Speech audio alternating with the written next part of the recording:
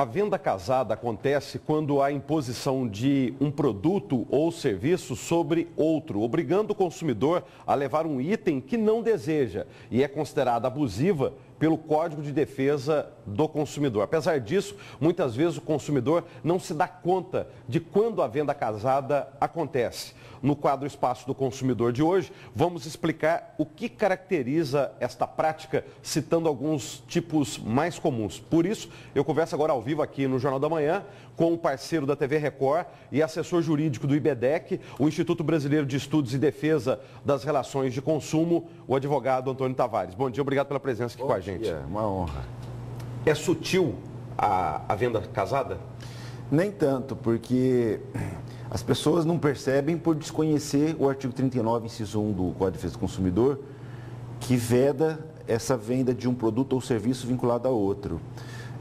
Por exemplo, aqui em Cuiabá, estava muito comum, em voga na imprensa recentemente, uma questão de cinemas que impediam o consumidor que comprou o ticket para entrar no cinema de entrar, por exemplo, com água ou docinhos comprado fora da bomboniere do próprio cinema. Comprado no próprio shopping, por exemplo. Exatamente. Não importa se podia levar de casa.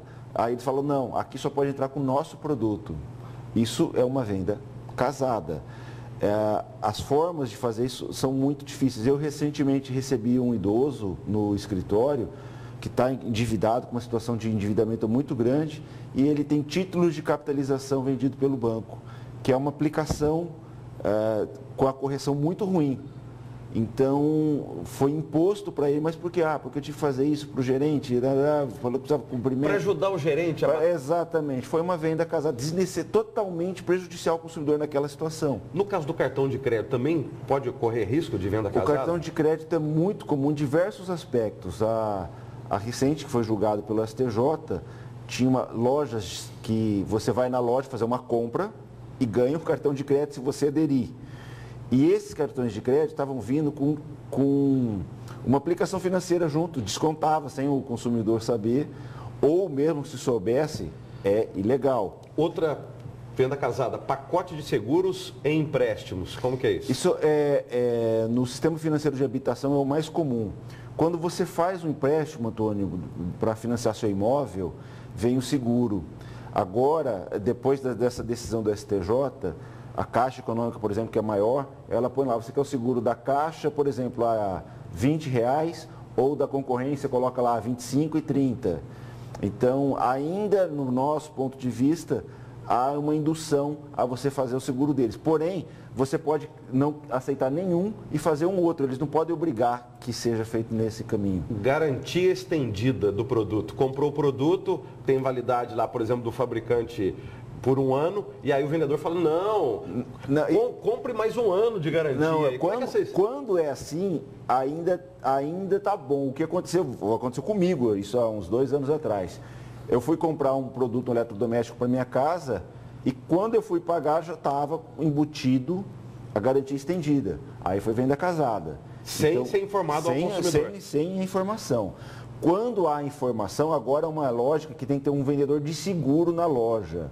Então, mesmo hoje, quando o vendedor informa, ainda tem uma arbitrariedade ali. Impor a contratação de um serviço de empresas parceiras. Parceira aqui da empresa, ajuda a gente aí, que não sei o quê. Isso também não pode. Tem muito isso, principalmente em vários pontos. Na telefonia acontece demais. Você faz, por exemplo, quem tem o pré-pago, vem sempre os pedidos vinculados à própria operadora de serviços extras que você termina fazendo, às vezes, por indução. Aí é venda casada. Estabelecimento de ensino, escola, que determina, para comprar material escolar, comprar aquele livro, tem tal papelaria, tem tal livraria. Isso também não pode? Isso não pode, é considerado venda casada. Tem um problema com o uniforme, porque eles querem dar uma boa padronizada, então, mas assim, sempre tem que ser mais de uma empresa. O que acontece na prática, muitas vezes acontece um cartelzinho entre essas empresas, elas tabelam o preço.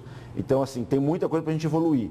Tem escolas que dão a logomarca e você faz, eles padronizam, olha, o tecido tem que ser tal, você encontra nas lojas, você encontra, aí ela está mais adequada ao atendimento às normas do CDC. Conceituado que é a venda casada. Agora vamos em duas frentes aí, duas ações. Primeiro, preventiva. Se o vendedor insistir com a venda casada, o consumidor entendeu que é venda casada e se recusar, mas houver a insistência, o que o consumidor faz? Se o consumidor terminou comprando por venda casada, não há problema, porque ele consegue cancelar isso depois no PROCON, na Justiça, em diversos modos ali, ele consegue o dinheiro de volta.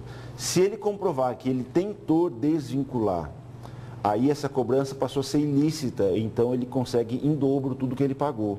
Essa eu chamo assim, a pegadinha, o que o consumidor tem que ficar atento. Se ele conseguir demonstrar que ele questionou, que ele não quis levar, mas que ele foi obrigado a levar, ele precisava às vezes, por exemplo, você está precisando do ventilador naquela hora para uma situação, ou do liquidificador, enfim, você vai vir lá com o seguro obrigatório que o vendedor... Depois você consegue cancelar e receber em dobro porque você confirmou o ilícito praticado. Se a fiscalização, PROCON, descobrir num panfleto, na internet, numa vitrine que está vendo venda casada, pode também agir de ofício e multar o estabelecimento? O PROCON ele deve multar esse estabelecimento, ele informando, por exemplo, o Ministério Público ou nós que defendemos o consumidor, IBDEC, diversos outros institutos, nós fazemos uma ação coletiva para que toda venda casada feita nos últimos 5 anos seja devolvida ao consumidor. Aí tem um problema que eu não vou me estender muito, a gente às vezes ganha essa ação, mas os consumidores não se lembram ou não têm o papel para demonstrar que isso aconteceu. Há uma certa frustração quando a gente faz isso. Provas da venda casada, é isso? Tem que ter provas. Porque quando até sair a sentença, Antônio, às vezes passou 7 anos do fato. Então tem muito consumidor que não guarda mais, não lembra mais e assim vai indo. Então, infelizmente, em muitos casos, por isso que você que está nos ouvindo, sabe que está havendo venda casada, porque ainda compensa para o consumidor. Nós ainda não achamos um meio correto de fiscalizar na hora, em cima e fazer devolver. A devolução, por mais que o PROCON vai e aplique uma multa, existe um prazo de defesa e tudo mais.